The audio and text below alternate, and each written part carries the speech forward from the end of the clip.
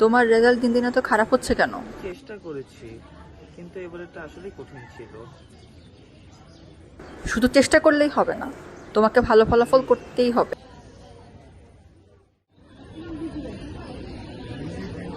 আমি যতই চেষ্টা করি না কেন, কখনোই এটা যথেষ্ট হয় না পরিবারের কাছে।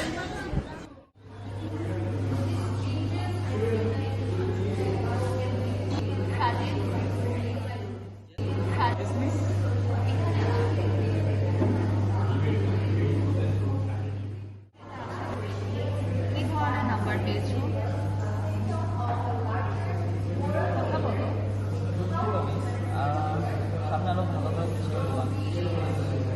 এরপর থেকে আরো চেষ্টা করবো, ঠিক আছে?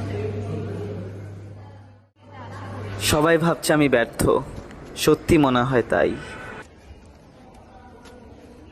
এই সাজিদ, তোর কি হয়েছে যে টেনশন নিচ্ছিস? এক্সাম।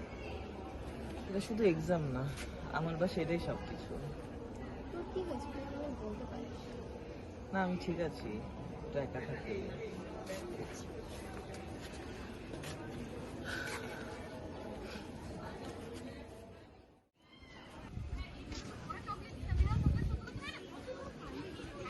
পারফেকশন চায়, কিন্তু আমি তো তা পারি না।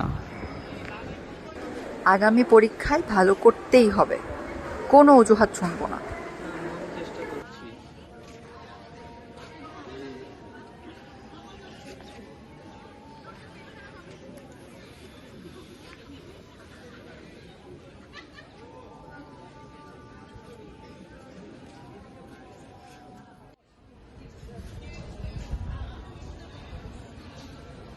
আমি সবাইকে হতাশ করছি, আমি ক্লান্ত, হবে না মনে হয় আমাকে দেওয়ার কিছু।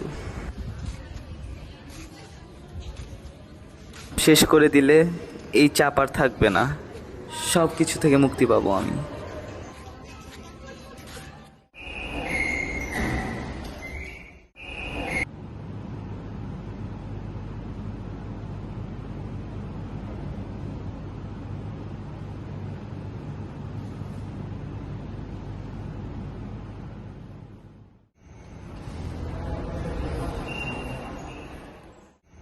আমরা ডিওন্টোলজি পড়ব।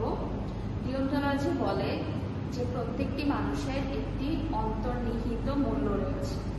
মাঝে মাঝে আমরা পরীক্ষায় ব্যর্থ হই, সেটা মানে এটা না যে আমরা মানুষ হিসেবে ব্যর্থ। সবাই পরীক্ষায় ভালো নাম্বার পায়, খারাপ নাম্বার পায়, কিন্তু মানুষ হিসেবে আমাদের কর্তব্য যে সবার আগে আমরা নিজেদের সম্মান করব, যাই হোক না কেন। এটা আমাদের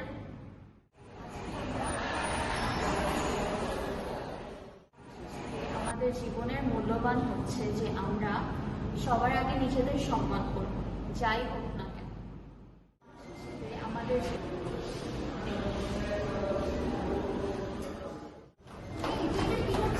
কি হয়েছে তোর? তুই কি নম্বর নিয়ে চিন্তা করছিস? শোন, তোর জীবন আসলে নম্বরের থেকে অনেক বেশি, সেটা নিয়ে চিন্তা করিস না।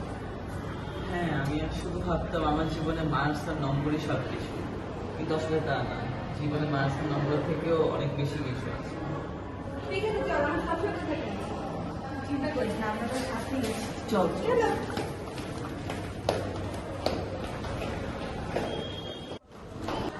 চল আমরা ঠিক।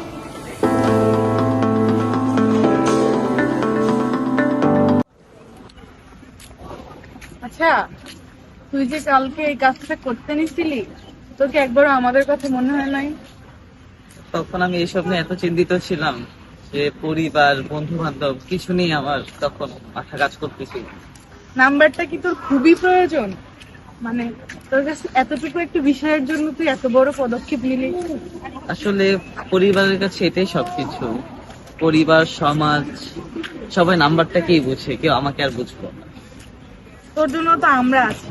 দেখ, পরিবারে সবারই সমস্যা হয়, কিন্তু দিন শেষে তোকে পরিবারের কাছেই ফিরে যেতে হবে। হ্যাঁ, আমি এখন এটা বুঝতে পেরেছি। তোকে আমি আমার জীবনের একটি গল্প শোনাই, আমার হ্যাঁ। যেখানে আমার পরিবারের কোনো সাপোর্ট ছিল না, কিন্তু আমি আমার দিক থেকে সর্বোচ্চটা চেষ্টা দিয়েছি যে যাতে আমার খুশিটা আমার কাছে প্রাধান্য পায়। আমি আমার পরিবারের সাথে সম্পর্কও ঠিক রাখছি, আমি আমার খুশিটাও দেখছি। কি কি ছিল আপনার? চল,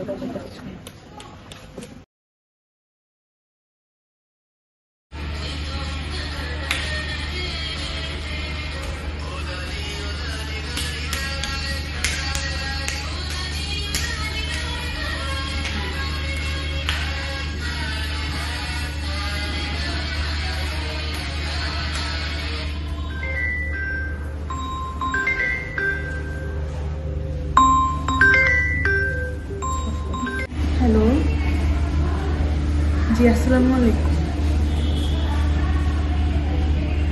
মা, আমি একটু নাচের রিহার্সাল করছিলাম, আমার কালকে প্রোগ্রাম তো।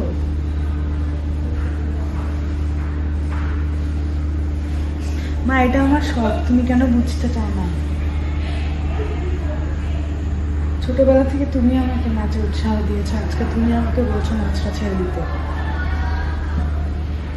এটা তো আমার পরিচিতি, আমি এখানে নাচতে চাই, সবাইকে দেখাইতে চাই আমার ট্যালেন্ট।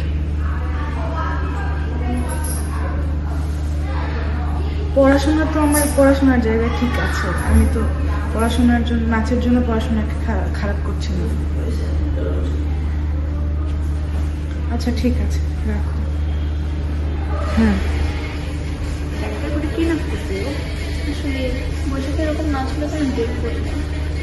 ক্লাসে নাচ ভালো লাগে না, একদম না। আমার কাছে মডার্ন নাচতে ভালো লাগে, এটা কি ধরনের নাচ? এরকম নাচগুলো দেখতে চাই এখন। এটাই তো, এর থেকে ভালো তামিল নাচ। এর থেকে ভালো সবাই আসতে পারে, কিছু পরে এগুলা।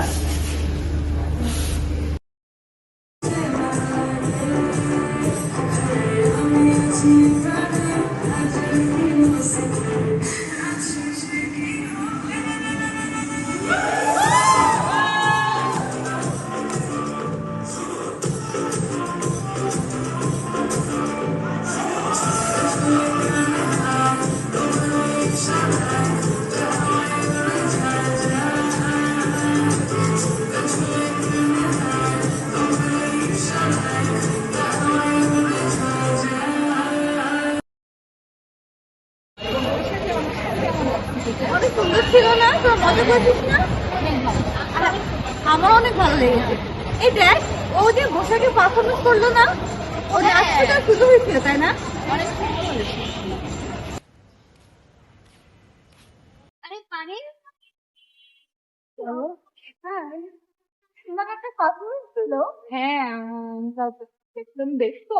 হ্যাঁ, ব্যাপারটা অনেক তাই অনেক ইউনিক ছিল সবার মাঝখানে। হ্যাঁ, অনেক আসলে অনেক সুন্দর হয়েছে। ধন্যবাদ তোমার। বাই।